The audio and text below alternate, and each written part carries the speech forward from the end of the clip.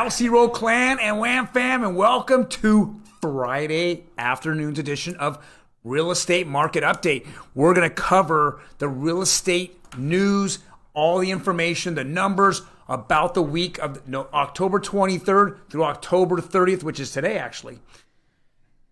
If you think you like the information, go ahead and hit the follow button.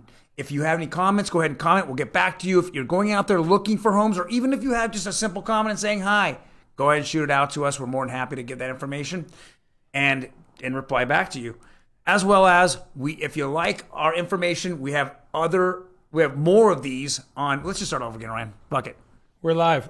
We're not live, are we? Yeah, we're live. Oh, we're live or not? We're recording. That's funny. Yeah, we're live. Keep going. All right. Well, when do we go live, Ryan? We're going live right now. Okay. So anyway, I don't know if we can go back and hit the beep button on that. But yeah, so if you guys like us, follow us. If you like hearing F-bombs in the middle of mess up, definitely follow us and share us with all of your friends. But yeah, so, we've been getting a lot of questions, hey, are we entering the seasonal market slowdown in real estate? And honestly, I feel like, things have slowed a little bit, but it's still hot. It is the hottest September we've seen, hottest October we've seen, and I'm expecting it to be the hottest November and December we've seen in years. If not ever. So, I know Troy, we showed 2 weeks ago him getting his, Dear John letter, like, hey, peace out. We're only responding to the top 80 of the 80 offers. We're only responding to the top few. We're seeing that. So we're seeing a lot of showings. You're still lines out of the house around the corner at some of these showings. But what we are seeing are real estate agents being a little more reasonable. Last Monday, I had 3 offers accepted. 2 of them told me we weren't even the highest offer. That's awesome. They just wanted to go with something that was well written, that had removed appraisal contingency, but they felt could get done. And I just talked to an agent today. And on one of those properties, actually, it was contingent upon that seller going and finding a home of their own. So not only were we lucky to get in, we had to wait until that seller went and found a property. They got their offer accepted yesterday, and it was the exact same thing. The person who was frantically crazy submitting wild offers got their offer accepted and got cold feet or something backed out. And they weren't even the next highest in line after that. Yeah. They just felt they were the most solid and wanted to go with somebody solid. So if you guys are out there, now is the time. I feel like the offers are more reasonable. Yes, they're more than they were in the summer. But I don't feel like it's nuts. I mean, just like we're like shaking our heads going, we can't even believe it. So, yes, it's still a hot market out there. No, we're not seeing the doom and gloom of foreclosures, but you definitely want to get out there and take your shot at what is available in the homes you like. So is this set up the home office? This is set it. Up? For those of you who feel like you're just done with Zoom, you're dead. This was a holiday masterpiece that somebody had out on their lawn in Orange. So I liked it. I figure it might be our IG story tomorrow. So it's pretty much where things are. Well, that's Halloween, right? I mean, this is the zombie nation or the skeleton nation, putting Halloween together to take over the world. That's it. Zombie apocalypse coming at you. So, and here's some data behind us. So this is coming from chief economists at National Association of Realtors. They're talking about home sales traditionally taper off towards the end of the year, but in September they surge beyond what we normally see during the season.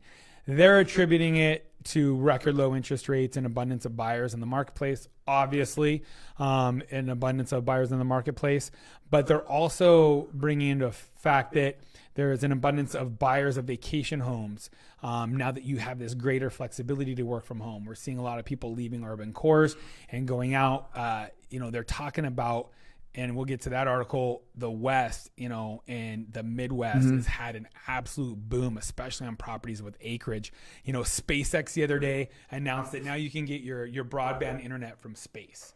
So there's really nothing tethering a lot of people to their jobs. So if you're in a tech industry, if you're able to work from home, you can now be ultra remote. I mean, you can be out in the wilderness, and as long as you got that satellite signal from SpaceX, you're now, you're now hooked in. So people are going out, and that has created a huge jump in secondary market and vacation homes. So I love this. And then the chief economist at Freddie Mac says, what's drawing so many buyers in the market? Low interest rates. Of course, the guy who deals with interest rates thinks that it's interest rates making this real estate market boom a reality. I mean, I'm a realtor, so I think it's great real estate agents out there. I think it's because house heroes have come on the scene and educating clients. Is that a self-promotion? Needs to be done. That's what I think. Shameless self-promotion. Absolutely. Shameless. So if Freddie Mac can do it, so can I.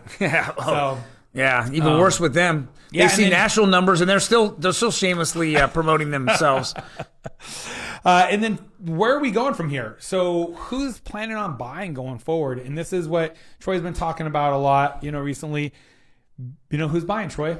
Who's buying? I would say millennials. There you go. It's 22% are expecting to buy a home in the next 12 months. So they go back. This was a survey done Q3. So this, past quarter we just passed, ending in August or September, I guess. And in 2019, millennials were asked the same question, and 20% were planning to buy in the next month. That has now bumped up to 22. I actually think it's even more. I mean, I don't even think his number's even right. Yeah, personally. Well, and then it's by generation, and so what's interesting is the big jump in Gen Z too. So, because they're coming of age. Yeah, they're coming They weren't of age before. And people were worried. People were very worried. If you go back a year ago, 2 years ago, people were expecting this huge recession in 2020. Well, yeah, we got a recession, but it hasn't been a housing recession. And one of the things people were talking about and quoting was, are millennials going to be home buyers, or are they just going to rent? A lot of them are used to, the monthly subscription, lifestyle, right? So, your Netflix is month to month. Now all of your video and gaming is month to month, and their living, they expected to just be month to month, and lease these apartments. They wanted the high walk score places where they're just going to walk to the local pub and things like that. And they were very worried that home ownership was going to be, depleting. And that has been nothing but wrong. And so here we go. Millennials are just continuing to push into that market. And what the importance of that is for you, if you're a homeowner, it means property values are going to continue to be going up because there's just limited inventory. And we have a surge of millennials rolling in. And we don't have boomers selling their homes. I talked to a very good friend of mine today. She runs a lot of senior living, and she's having a lot of problems in her market space, having those rooms rented. Boomers don't want to be put in nursing homes. It's like, please, kids, don't, send me to my death. And, it's a big thing to overcome. So you have people aging in place. We don't have the turnover of inventory. And so that's what's been putting that pressure on prices. So where do we expect things to go? We expect things to stay the same. So, without some unforeseen event happening, we expect just more of the same, to be honest with you. So, rich buyers are now seeking open space in the U.S. West. It's created a huge housing boom, and they're looking for acreage. They've been moving into Wyoming, buying it up, Montana, buying it up. I think it's just because everybody's watching Yellowstone out there and they're all excited for the Wild West. We'll see if they start coming back to the big cities in a few years. But, COVID has really fueled this, push. So COVID, both from people not wanting to be around other people, COVID, having the push because now people can work from home because it's the new norm, and they can be tied into the good school district they were in and actually be somewhere completely different. So you've seen this push into these remote areas, and you've actually seen a luxury housing market boom in vacation areas. So this one here is coming from some of the Florida markets and stuff. These $7 million homes, they've seen a 60% uptick in closings in those markets. And so it's more of the same in that. And that's the highest they've seen since 2013. And these luxury markets and these secondary, what was considered a second home community, they're on fire, and it's because people are going out there to live as their primary residence. So this flip back to that last slide, right? This one here? So, that's fine. So if we take a look at this and we think about it, okay, I mean, it's very interesting what we continue to say. We've said it the entire year. There was a little bit of a glitch, if we call it, from January 1st to now. That glitch was called the coronavirus. And when we didn't know enough about it when it first hit, we actually felt that there was a kind of a pullback in the market. Well, actually what it was people were kind of scared to put their homes on the market, so they pulled them off, right? Absolutely. Not knowing. But the buyer pool never left. It slowed down, and there was a lot more caution, but it never left. So the home sales were down because of the inventory being down. That's it. Kind of what we're seeing in a little microism of April, May. Well, March and April. And remember nationwide, there were certain areas, New York, Pennsylvania, they completely shut down their real estate industry. Luckily here in California, we were, essential workers. Yeah. So we were able to go out there with the guise of, hey, we're really only doing deals that are about to be done or have a high likelihood of being done. Right. Which meant that we were just going to work full time. Exactly. Actually, what it meant was that we're going to work harder. That's Full-time agents work harder. And so where I'm bringing this to is it really, I scratched my head and I said, and I've been here every single week saying almost exactly the same thing over and over, fighting the national media who keeps telling us how bad, everything is. The housing market was just going to fall apart in March, April, May, June, July, August. I mean, you keep hearing it.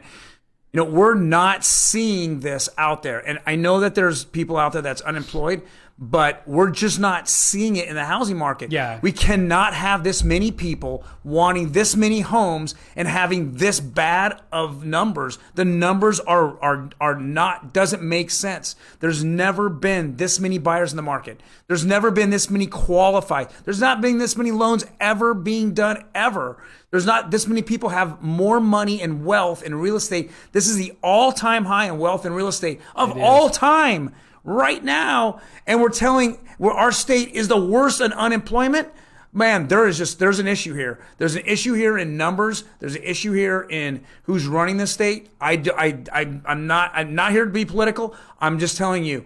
I've had a lot of people attack us and, come back at us and say, hey, well, look at the unemployment rate here. Yeah, that's it. And when you sit and you go and you have your client and they're going, hey, Troy, I want a $350,000 home in the Inland Empire. I'm like, there is no 350. There isn't. You're basically turning people away. That's how much it is. I'm sending people to new home builders who they're all sold out for months and months and months. Most home builders are sold out 6 months in advance. They have nothing that you can purchase until March and April of 2021. Think about that.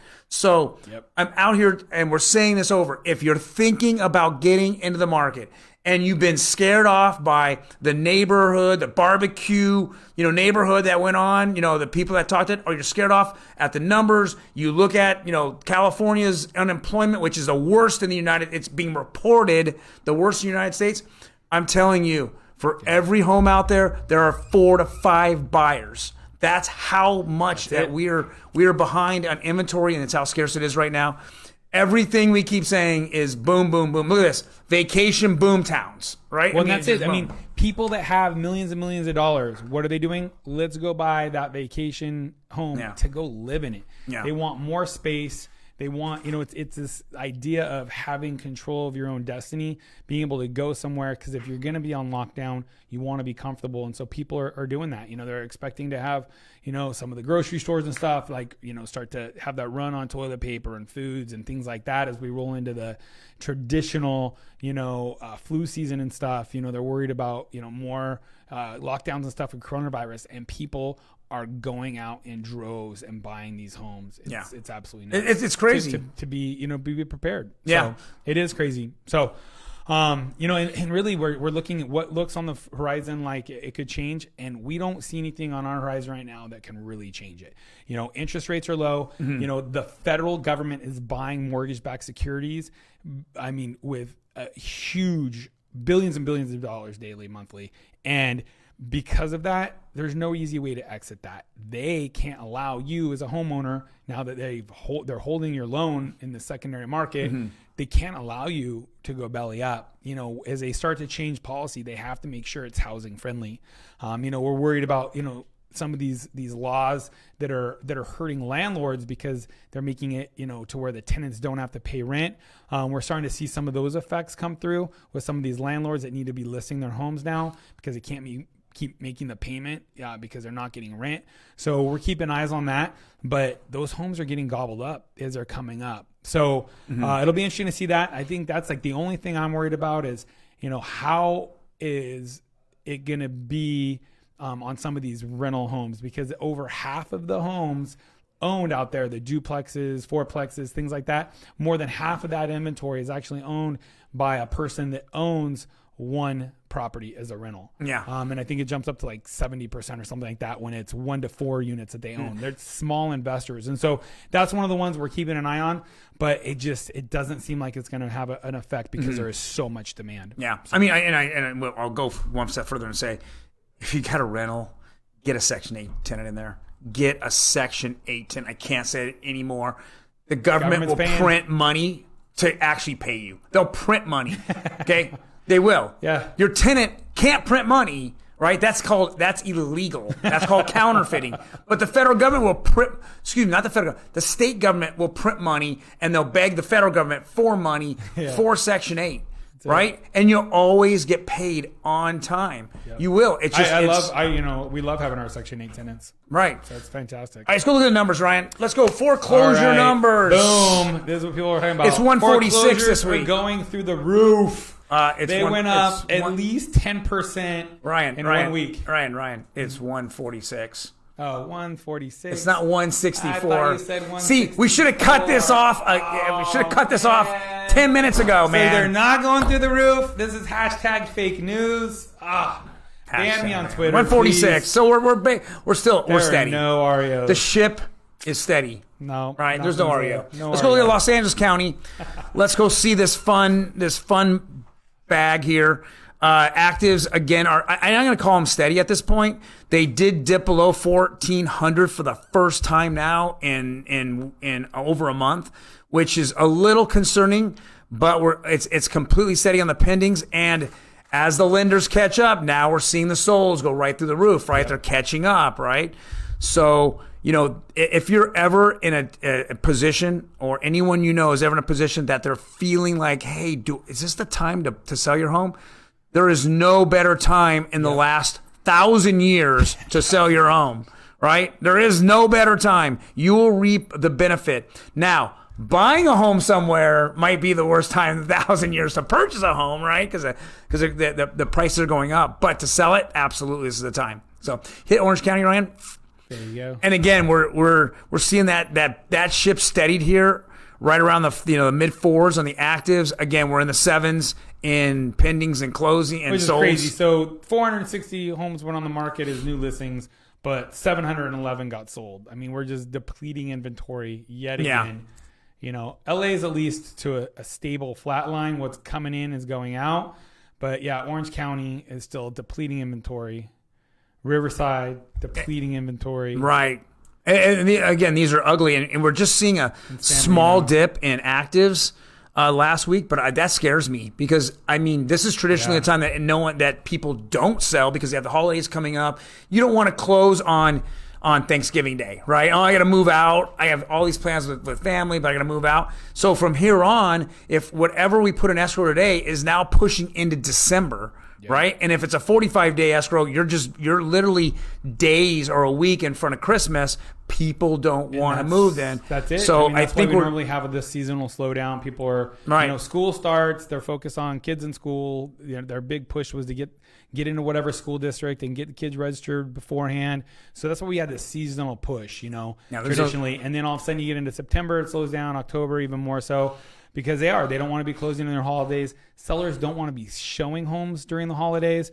But now, people are working from home. They're not, going out and traveling with big travel holiday plans right now. They're worried about potentially secondary lockdowns. A lot of people are not seeing family now for the holidays. So they still have that focus of, let me go buy that home. Let's sell and move up. Because this is actually a perfect time. If you're looking to sell and move up as a homeowner, now is a perfect time because I just had 2 last week. They were both contingent. Both of them got their offer accepted within 10 days of us putting their home in escrow, and they were able to do it. They were able to get somebody to accept their offer contingent upon them selling it because they were already in escrow. So if you guys are looking at making that move up, now is a perfect time. It's just, it's not as nuts as it was in the middle of the summer, but things are still moving instantly. And you've got as a whole, you've got agents who are understanding what's going on in the market and being reasonable about the offers they accept. So, it's a fantastic time to sell a home. It's still a fantastic time to buy a home. There's no bad time to buy a home if you have a long-term outlook. The goal is to stop burning money on that rent and get into that home ownership, start building equity and pay down that 30-year mortgage. Start that 30-year clock. Let's check out the median home prices here, Ryan. Yep, median home price. So median home price, as we're seeing, a couple of these are just kind of shot up. Orange County now, is at 800,000. Again, we're just seeing that, the higher end homes, as you had said earlier, start to sell. And because there's no inventory, limited inventory, they're now being highlighted more. We definitely saw a jump here in LA County as well. So we're hitting 740s. It was at 750 a couple of weeks ago, then it dumped to 720. Now it's at 740. So we're seeing the push up. Yeah, definitely seeing the push up. Right. It's if you look at, Riverside and San Bernardino County, it's got that flat line. And a lot of it, if you really look at it, it's all stuck at the FHA, 3.5% loan limits. Yep. Right. For at least Riverside's all stuck there. So just stuck. Obviously San Bernardino County has they have less. There's less, value in their homes in some of those areas. So we're not seeing it, and that's why we're seeing the just hovering right under 400,000. But yeah, I mean we're just seeing this push of home values. Anyone out there is reaping value from their home. There's no ifs, ands, or buts. If you own a home, get in. Many clients out there have this year alone have closing in on 10% equity already. And it's a great time if you guys bought about 2 years ago, sometime year back, and you have PMI, now is a good time to look at it and see if you can remove that. I was talking to a client the other day. He bought, and I want to say it was like January, February. Got him an escrow on it was a deal at the time. It was a short sale, Riverside. He bought it as a rental. He's already got 25% equity in that home since he bought it. And Crazy. So he's actually doing a cash out refinance to go buy another rental. So even with the cash out refinance, because the rates are so low, he's going to pull the money out that he first put down on this house, take it and go buy another house. And this house that he's in now, cash flows. So he's just building his empire right now, going from one to the next. As long as the renter pays. That's it. And luckily his renter's paying. So knock on wood, all of ours are paying too. Yeah. Melissa Rachel says, trying to close, but lenders are late in giving us the documents to finish closing. Sounds about right. A lot of the lenders are behind right now. You have to be on top of the lender, and your agent has to be on top of the lender, calling in daily, quick texts and emails. Hey, where are we at in process? You need to ask them, where are we at in process, and how long are we going to be here before we get to the next step? And what is that next step? Have them explain it to you, because there are key milestones in the loan process, and you want to know where you're at, and then what's the next step, and how far away from close are you? They should be able to explain that to you. And if not, hit us up, and we'll walk you through it. So, well, fantastic. And what's up, JP? Said happy Friday, Troy. Hey, happy Friday, JP. What's up, Normus? What's up, Juan? What's up, Reshma? Julio? Saw Becky Wetstein on here a little bit ago. What's up? Good seeing you. I'm trying to flip between What's a Mortgage in the House Heroes on Facebook. We got a couple of fun. Well, great. What's up, Bill John? Good seeing you. Thank you guys for joining us here on Friday. I know you got lots of things to do. Have a safe and happy Halloween. I want to throw a little love towards Bill John. Yeah, I saw him yesterday, and he told me straight up, he goes, "Hey, Troy, what's the deal of the week tomorrow, man?" you gotta tune in, man. You gotta tune in. You tuned in. All right, guys. We appreciate it. I will see you guys on Tuesday, 9 p.m. Bright-eyed and bushy-tailed. There we go. Take care and be safe this weekend. Take care, guys.